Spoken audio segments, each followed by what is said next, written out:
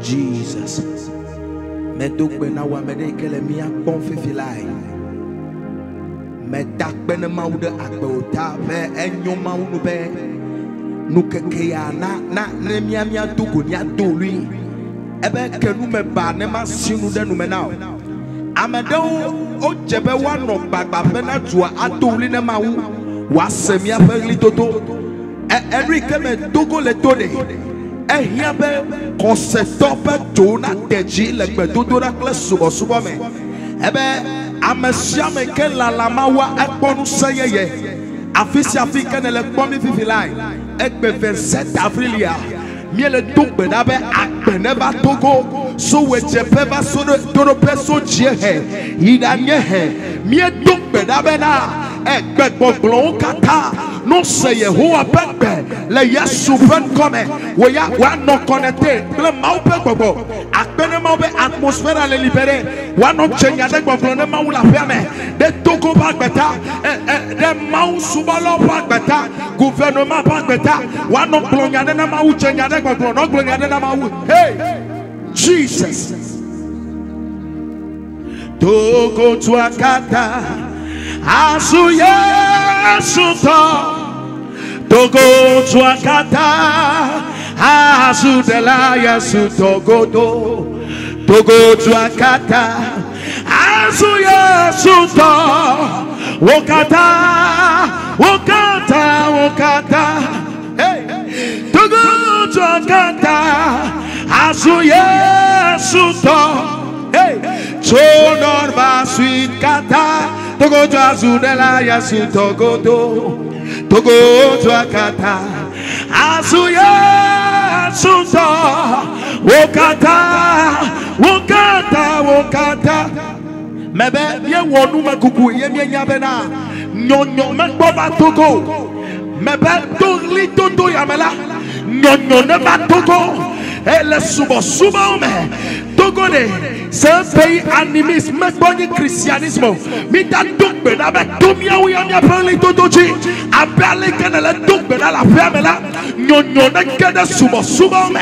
Et ben bon kata. Avis a fiwo de takune non mais là. Akben que de me. Le yasu fan comme. Mia va comme mia tout na maou. E be henya club na to na cho. Lawo to ya ikane la comme vivilai. Me be applaudir. E kan choma ubala. Ne ba na togo la yasuban come. Wokata. Wokata. Wokata. Mama wokata. Wokata. Wokata. Wokata. Wokata. Wokata. Mama togo tuakata. Azuye suto. no kwese abame togo tuakata azu de la yesu togo tuakata azu yesu to wakata hey wakata yes wakata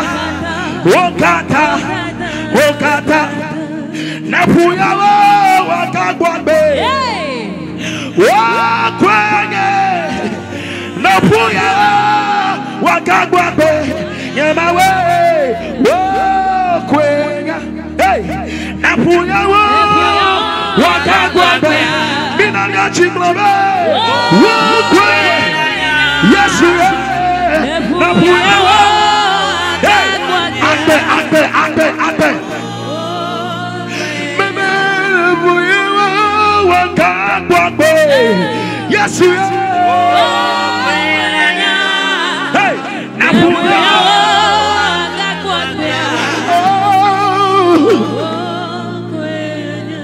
Mawupegbo avamiachi Jesus aglomine tokwa pakunu miegbo fuado le paliame ebena miegbo nyadi asimie chanya gloglodila oh kwenya Mawupegbo avajiye aglomine danebendendefo Magbo fuado le paliame Eba big gloriadi asima chenga glorida hey oh kwenya mama na puya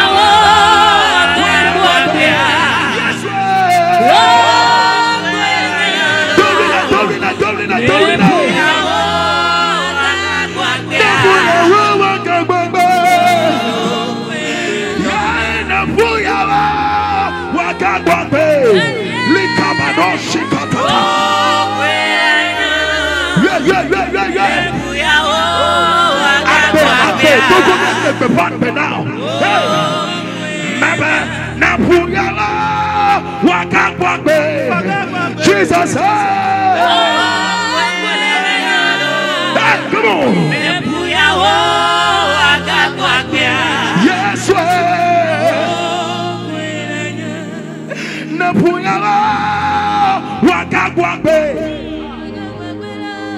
wakwenge Napuyala wakagwabe wakwenya say degbele chipona nyingba chinafa Yehowa miende kuku degbele chipolo hey toko penya la siome degbele chipo na nyingba chinafa Yehowa miende kuku degbele chipolo hey maba degbele chipolo na nyingba chinafa amni mama we miende kuku ao degbele chipolo na nyingba chinafa Yehowa na degbe nanu ti fa la ba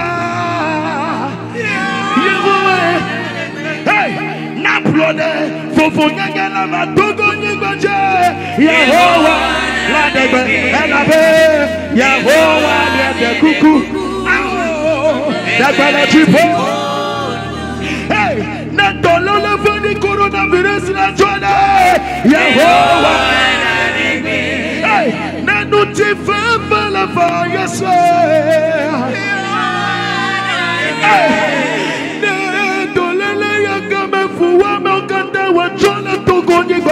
Yehowa la degbe Yehowa la de kuku degbe la chipo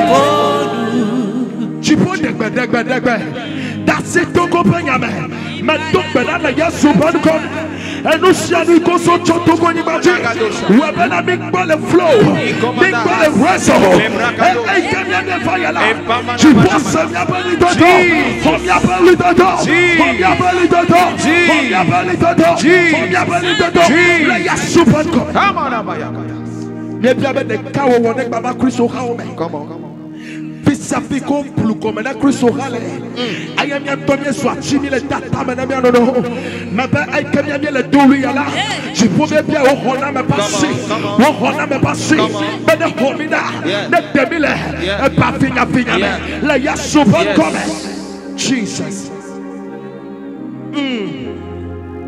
Yehovah togo penya la siome Deborah gloria now Jesus Bena wonu sineji Bena wonu sinelo Yes Nyema we neva bawo Bena wonu sineji Wonu ikana chine togo togo Bena we Bena wonu sinelo Nyema we neva Togo pema we nieba gbowo. Yes. Hona meto. Niebe hona meto nieba gbowo. Bema o nusi neji. Bema o wololo. Nieba we. Nieba gbowo. Bena o nusi. Come on. Rekabada doshi.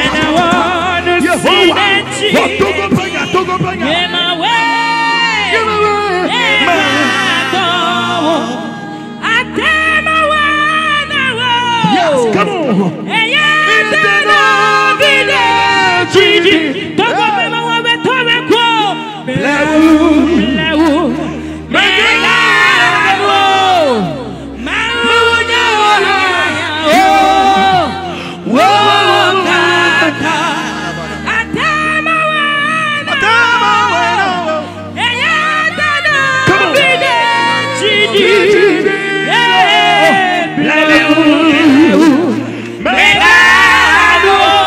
Yes, Lord. Jesus.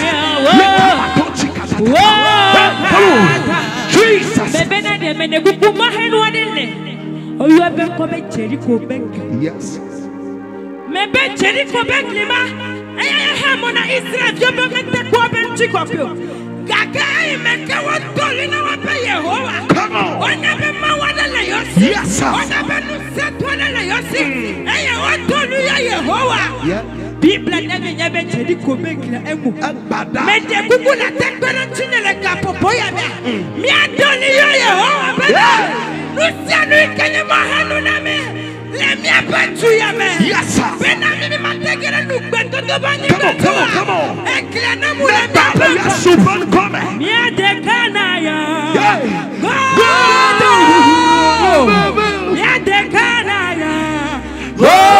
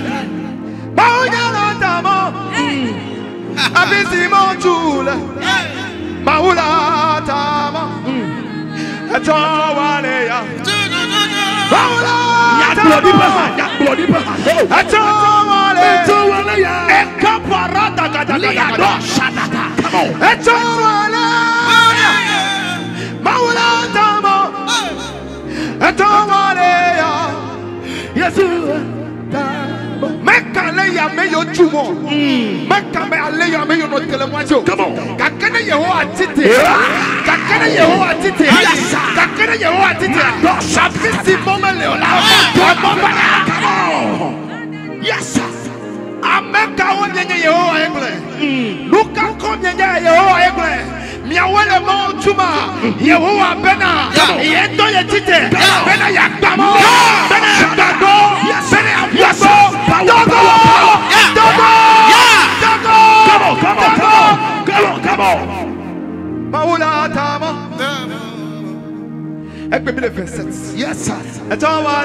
Yes, sir.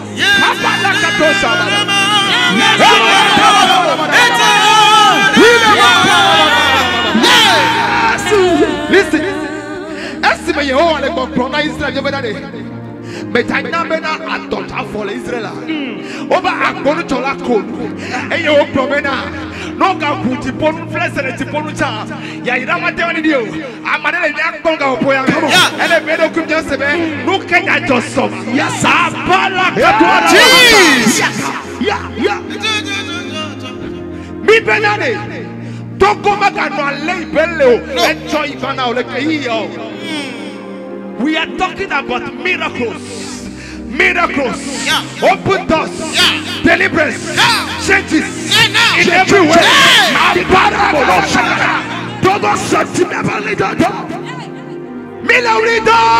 Yes, sir.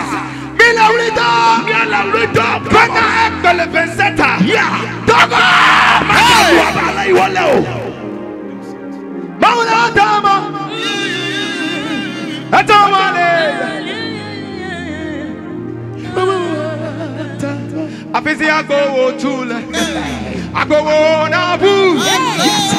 Abisi agbo tule, agbo wa bu. Afiti mo blaju yale.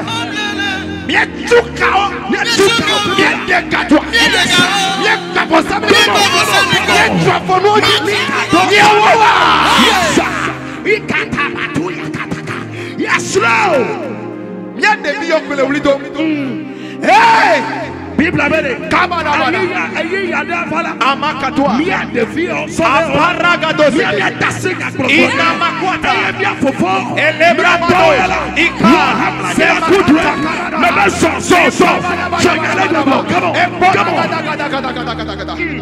Afisa Pinelede. Metimena chitola foji. Na podoki ofufu. Yes. Na dobli se sene. Betogo! Dogo!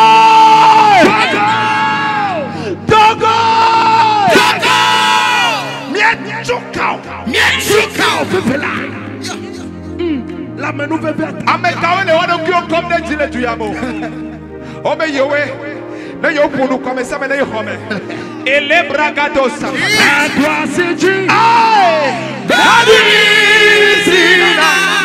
You are blessed, my brother.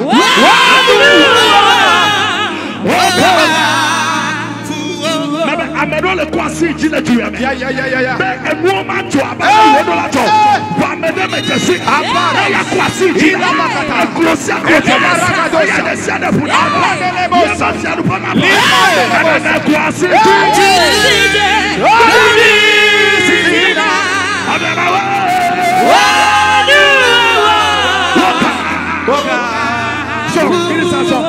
hey. Asio kata ko ejile ju be manyo na mi ni asia wo le yesu be come asio no poporo wa beta asio ne tangulo ina makabaraga asio kana sinye ho magbekle wo hey let kata baragada asio kana sinye dekle wo be na manyo na jume bi o sinye kokko be dekle yes hey Yehovah Ebena kame sumena toko na konke keye. Eyata asimo kata yimlonu va ile konpome ya. Le konpome ke ya. Ye tutu numa.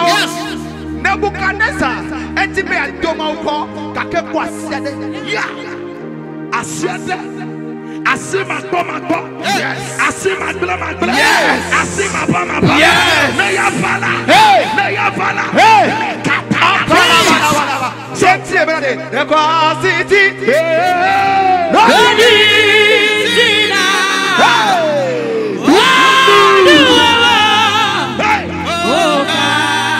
Bedo kunane.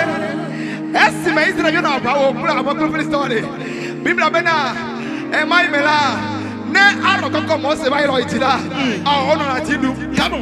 Kaka etroya asia le jile togo ma ba sile jile togo ekwa siji do dido na si suba kedanu le fupuganu le tolanu corona nenuka amara kado sala ekwa siji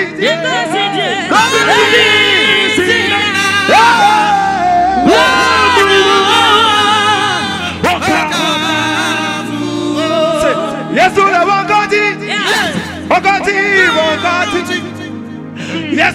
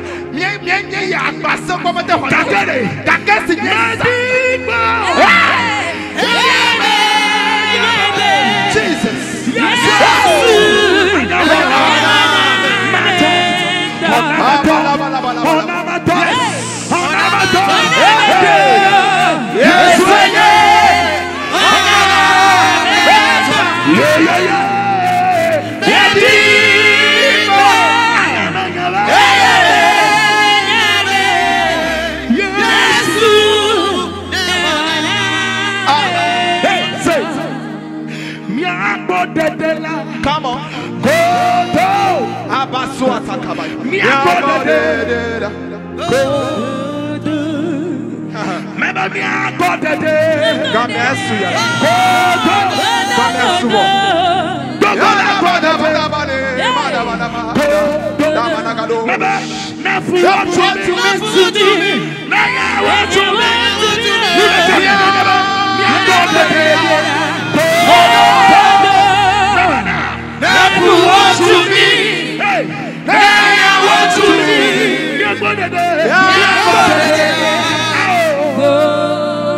Minister Melody, Gloria now. Alabama mianuchi koto. Hey! Kodo. Chidula pevio. Ayane. Maba togo vi kole togo jama. Ay kole kodo ha. Mianuchi la yasu ben koma globena. Chidula pevio. Maba chidula pevio. Ayane. Le togo ni mandi globena. Chidula pevio.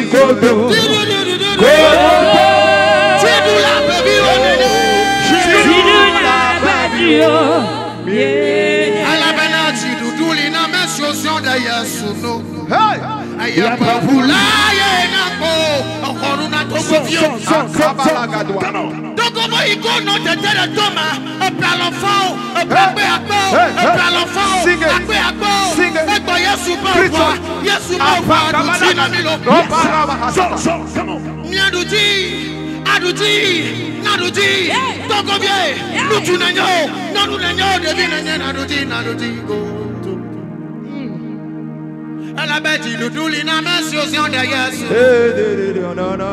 Ya babulaye.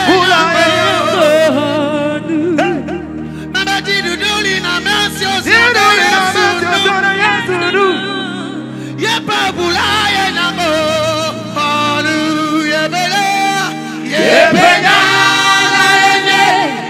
Kesino luka de labi. Ye bela ye.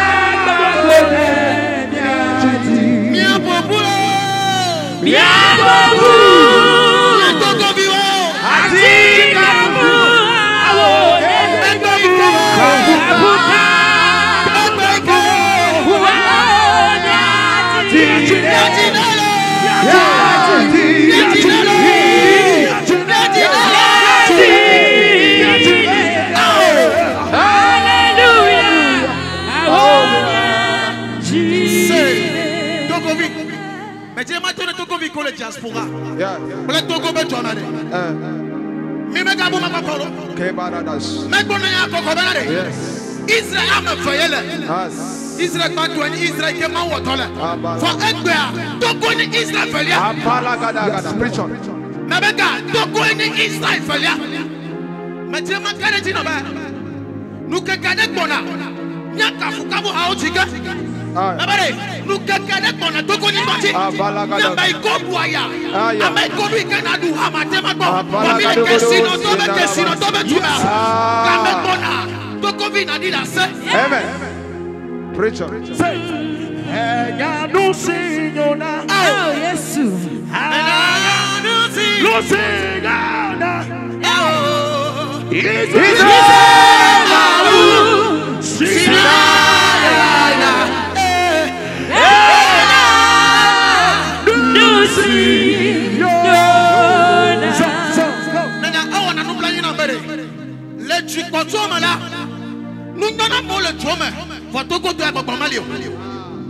C'est lui qui m'a dit ma gloire. Nous les nous dit le toko ni konare. Wa kwa votre malolo. Que sinon non les gars vont même que le dormir la reta. Il s'est non va blater et pe. On m'a donc coupé ya gabato. Va que de kama ou de pe. Come on. Mais que de kama ou de pe.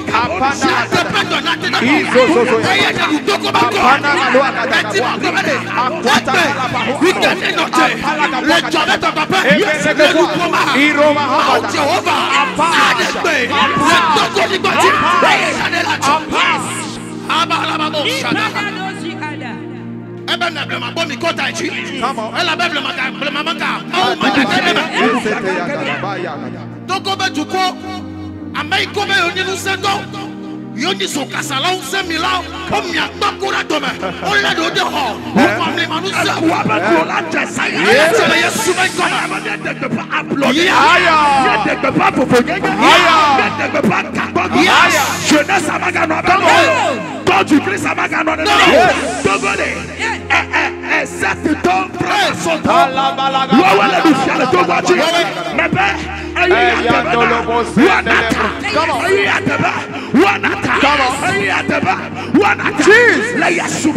Yes. So.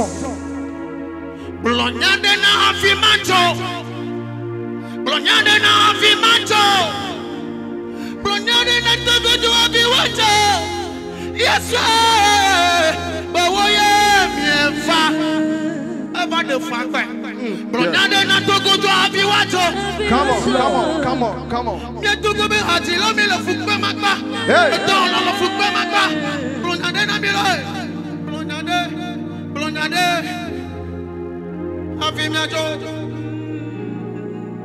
Yes, Lord. Afisia fikenele la peur me fait filer. Nyemenya fikenele le mia bobo. Mebe wo gbogbo me ne chakla fifila. Bada. Opa leinele. Na tuya me nyome neneme na lo. Minamia tromia be tamasusu. Blemia pe subo be komesese. No amia kanu abale kenele. Mi dasi bonya no fio pe nyatoto. Mi dasi kwa me pe nyatoto. Mi adori na Yehowa. E tototo de. Me ya wo de o glona be. Ne tototo e pe de kakona. Kakemia pe toyela. Ele gofwe o leta. Me dogbe la bibi lai. Be chipo ba sis. Ye pe hona me basi. Na hona togo le yesu. Me di me situation de. Ne no changer. Me ka no abale wole. Me ya tabi wo chatia be na. Me o ya na dole. Me da fiti afika ne le. Chenga le goglo. Abe jeunesse. Pour payer la sion. Prenez les tabado. Ami d'avant on a de la bureau. Chenga le goglo. Prenez nos tabado. Voici qu'on a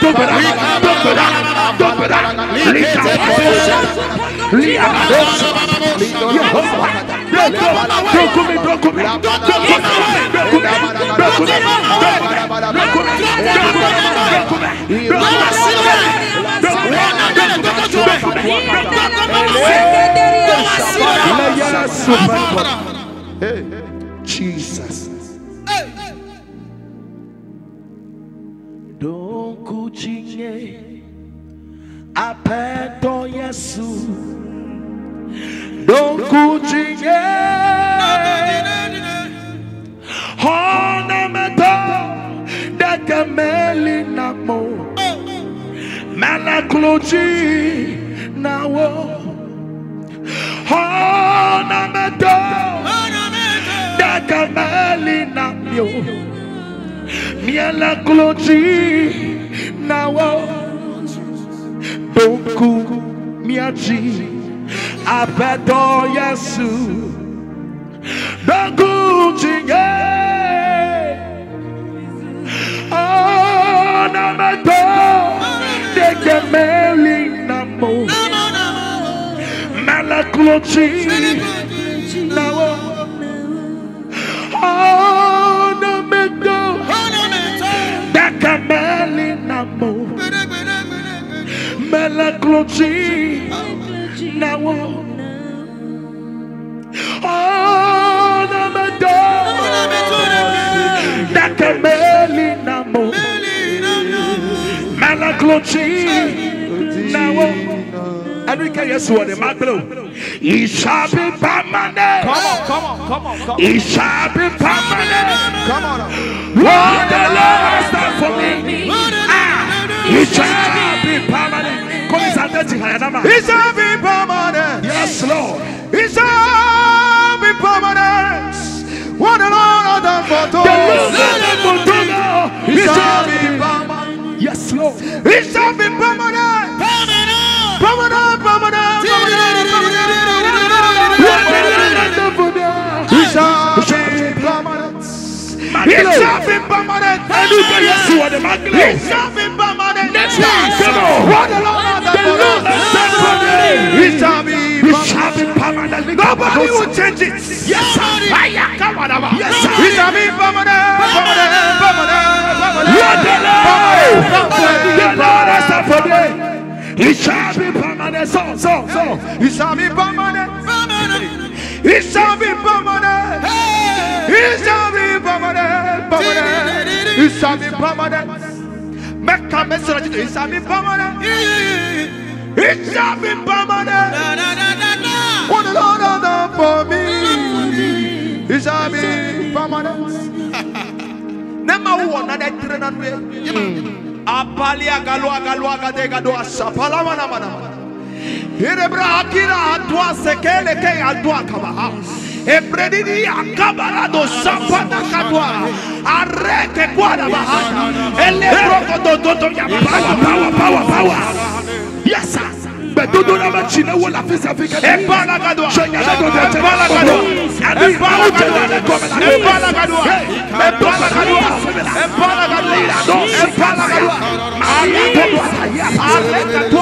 Yes, Lord. Paul. Mekba eto quoi le palais de Vogre. Yes. Mekba ekpa bobo. Yes. Le toko benya meko. Enu tikonomi yazo. Niebe tikonomi. Niebe enu tikonomi. E yanda mi le yewa ayom. Yes. Bakba saga. Ele bobo kwa wenade. Hey, est mele amoto mele nkosema. Ndipo me aya katwa la bala katwa. Ezaya me ale. Ne o ha nyawe na semita nkuti kona ya. No ha nyawe na au etole sorabinu. Tasio le sorabinu. Tokbe wo nu bayi. O ha no 30 kwa sorabiku no ene. Ne go how to run go me kwa tsunami. How to man ne nema odola dola. No me dola do for une. Ma dole bana. Je vois toi si. So. Tipo. Yes. Mima kadwa hallelujah ma akamane. Hey. Mima kadwa 30 mima twako ekomene. Alabra kadwa kata. Akbe. Ale bala kadwa kata. Ale bala kata. Come on. Luku akwa. Luku wakatwa. Yes. Professor. Luku. Hey. Dolalewa. Agbanala. Hey. Adukuku. Agbabe. Agbanala. Luku wakatwa. Urabala.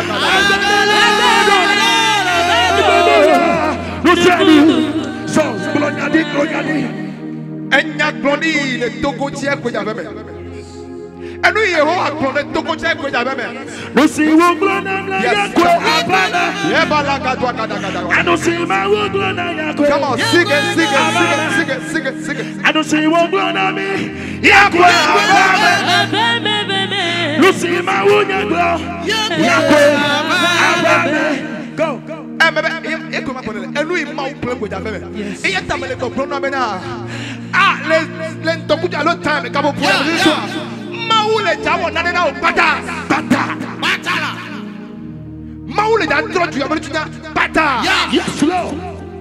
And we remember and we remember that coming out. Nema uwe a bisi kujaba kwenda. Ela mna Yehoja no me akbata. Ameyo la krochuru no me wela. Yehoja droda. Eyo akwa me yo anu fiasia di tare fima. Say. Mewesebe Jipole konyese. Yes. Mewesebe Jipole no konyese. Emero tiname.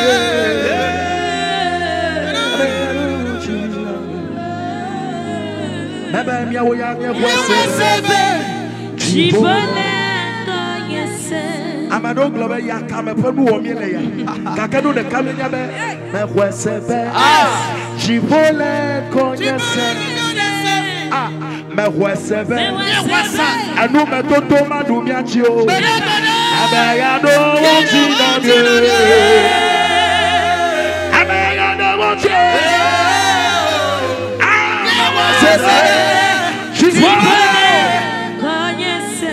Jipole senuko. Yes. Afisi afike nele. Go. Nele duli na maula. Lenya te black bokbome. Asenuko. Yes. Asenuko. Yes. Asenuko. Yes. Omenyonu busisi done. Etoya nwechi pekede. Kakale yepa lidodo. Ble yepa afu wota. Obe bata. Obe ekoto yoyo. Estatanoma. Ekoto yoyo bata. Mebe o ikele gbomi bibi lai. Ondo le susumena. Devi obe lidodo. Manaba fibromi la kele yechu.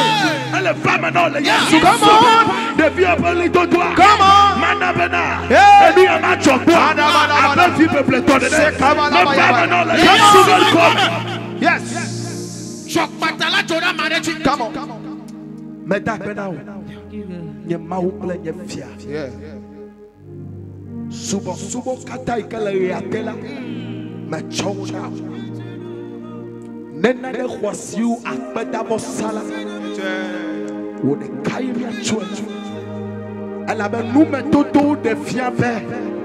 Mawiye nye. Wo de kaye che. Aye le wo mawunye nye mata. Miamie jemia ba glo. Aye mi glo be. Wo hona me ba sine ba ne togo. Mianu fon la ya o. Mi wo chachia be na. Mi aduli na. Obegbe magbela. Yesu nya azoni ke zogbe wole. Obegbe magbe ayigbe ame. Kechema ni glomele na wema. Obe eduli na maukaka. 50 atrova subu kono nuchi. Ale nya ha me doli yare. Mi abe 50 atro subu ko. Eye esi obena. Esi o mawuchi bena. Esi o mawuchi bena. Wo ikanye magle. Wo ikanye maba. Amene kama duanu. Anu ikanye nuola. Eye ne wona. Nenyo nuo saya mabela. Na dasi toko be yame. Aplode ke chokbo. Aplode ke chome beto. E ke chokbo. Ne fame. Le Yesu man come. Nyebe bedo nyebe. Le miabe gouvernement de tête. Yes. Quelqu'un a des siades. Et quelqu'un a quitté fait. Et le gouvernement me là. Tu peux me donner nous au black. Il y a souvent comme. On est au loi. Quelqu'un est brûlé au pied de loi. Il y a des vieux bâtons au bateau maintenant. Et l'eau, belulu mi ane luame ebe apetonye mi akawa kake wa petodunu no bela na mi na un kabela mi avaka eluo ha ayata mi na mi atome basio ya ho belulu na ayata ba dokbe na bibila belulu na gbe ayata mi ane kufesi ayata mi ane kristo ha ya dokbe na bibila ti pobasi na hold it na hold it na hold it na hold it let yesu come amen. Ini sabu ko nyamnya benya de lenye toko bile kponga ofwe me so agbena yesu aga ofwe nenya ala be yesu kwe atema wo enu ibromile megati amome wo awo ejibena so agbo na yesu miti biade meko kwasi ji la fisa finele ina to ri apata donye na be apeto yesu apeto yesu fofo mawu mahwese benefon yesu kristo tu me kuko do ekbea mahweme tonye chime bena yesu kristo enya peto na nyagbe tu efeso ya nusianeke bomponeke meka kpoto tele nyagbe yesu nyagbe yesu nyagbe yesu nyagbe yesu pe come amen Deborah nyale na juko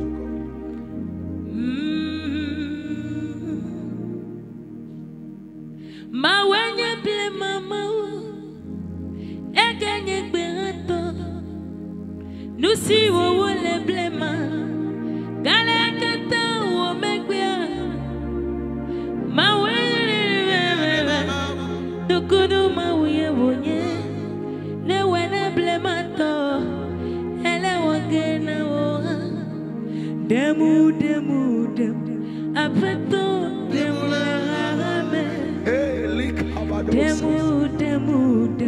apeto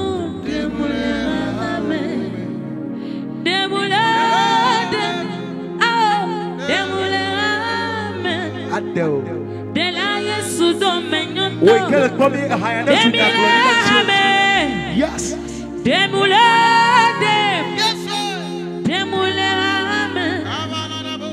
de la Yesu domenyoto va demule yes and utikona nyangbo fevesete mudanyi fenu dula o metujo fenu dudule nunye me favi mu biahe me dolio de la Yesu to menyoto vademule rame and utikona nyangbo fevesete mudanyi fenu dula o metujo fenu dudule togo nude ye favi mu biahe de la Yesu to menyoto va demile baji hayana demu apeto demule demu apeto demule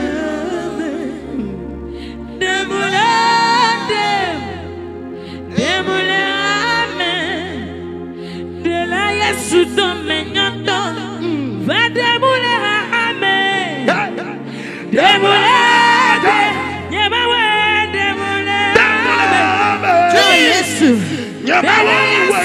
menyoto va demule oh Jesus apeto body can you me doli le yo woda le be ya ye menya megbe to be vi eye ya tonu be ye ma wode ji o ye be to mako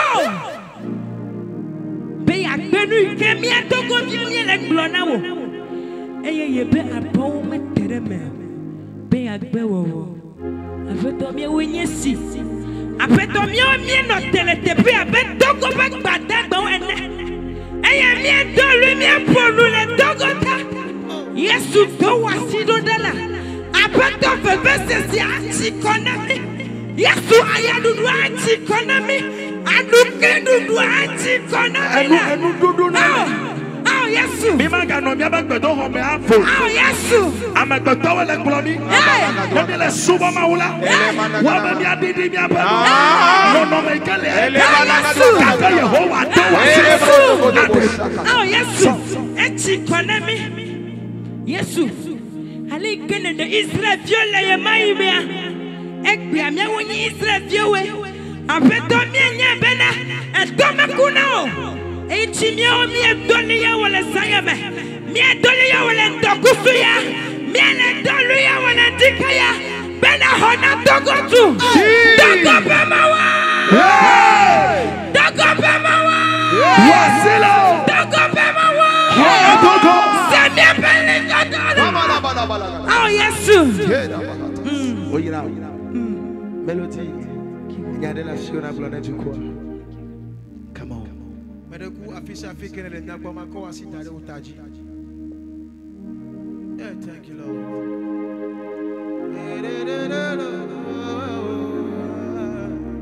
Ha.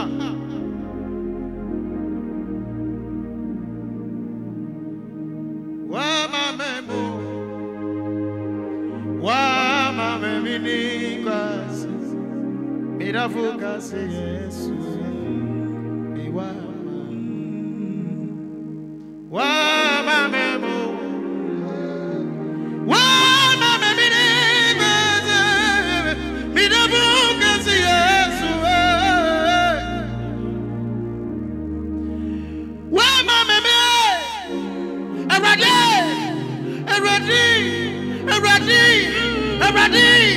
Eradi. Kabala babo shana hande. Jesus. Kame sule doko ni kwenjibe. Klugi wadi le soji. Yes. Ayamka. Ablode fiwade. Mia de soji. Come on. Alors no tano mere kuku. Nalo le tana mere. Ego mani bana usade kama le miasio. Ala bala gadoa. Ne soja la mere. Anga amaikolela akone masida na tajibe au. Usabona. Yes. Dokobi usane kama bala miasio. Mawaja wanakoja. Kwa sita le utaji. Come on. Oh. Yehovah. Hey. Ne glomba ye benu kwa jojo le tepa. Kada bada badas. Enya ikene kone toko be kunu. Hey. Afi toko va su toko sula. Nane wa kwa baba. Amen. Mekade chibe. Meklo fipo de banya nakao. Ya ira be nyane kone toko. Yes. Na be wa dum chino. Come on. Nane be wa kwa baba. Amen. Ame kole kakacho. Hey. O de achija china. Hey. O wo no kata no gbe wowo. Le wo troya. Nanye be mi le mawu yo tutu. Nye le be hatima. Ata sama ne panyame. Amen. Mabe ata si toko be nyama. Yes. E me toko bio ha. Ne mi do amodo me la mate makota ichi. Awo baba na no ba na toko vini le juta na be toko vini nya. La no baba. Ala be nui kele jojo mala sike bo kakaba ita bo me nyobe na ze okumo. Fole sayame. Esayame. Ai kenele lu pole mauyo ma. Kaba. No yo be toko vini to be toko vini ma wo. Yes, Lord. Ela banka mauka toko bentina. Eye tuko kata wata sinume. Hallelujah. Mauda shema. Nous sommes comme les damnations.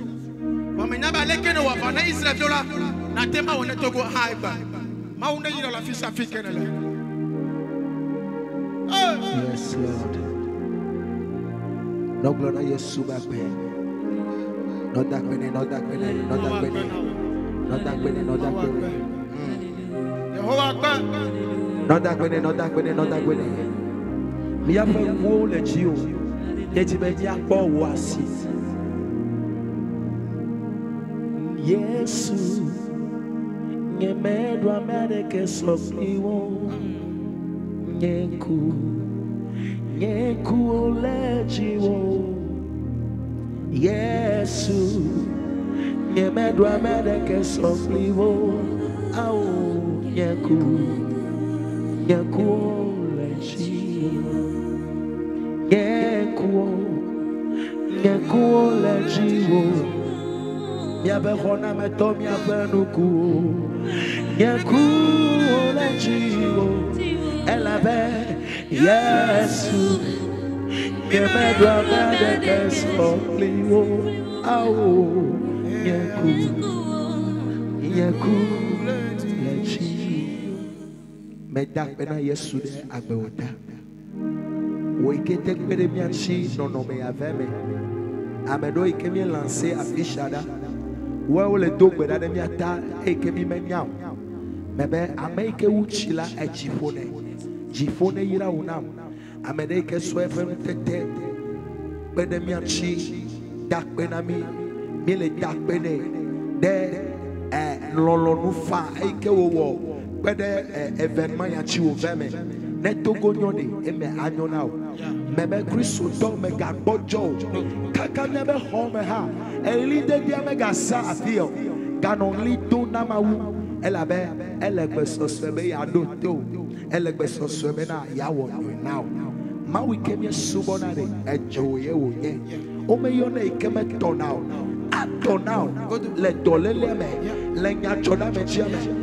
odu abe vuvu dede wa gbenchi mebe kake le moya twera yesu na wa kolo le nujio le yesu ven come me dogbeda me cho minister o da simena mawu call to increase gospel, surtout gospel, mais tu es d'assez. Yédo eyi yade, eke nono alevala, bobo satana, echon me flo dodo me yado flo, minister, me do beda beda, jifone wa menu veve, ne demida le, mon sose, eke satana odo bena, wana be, amede ike me troji mo akpoto le ma uchila, me do beda be, jifone demida le ome, le yesu ven kome, Mecho maupa me kole suba maule nyatepe black bombo me mecho dasina eto nyenami me to berabe jifone bla lichina mia me komia pa lichi bla no atula na gbigbo wa bla lichina na pawo na kale wo mebe chitwe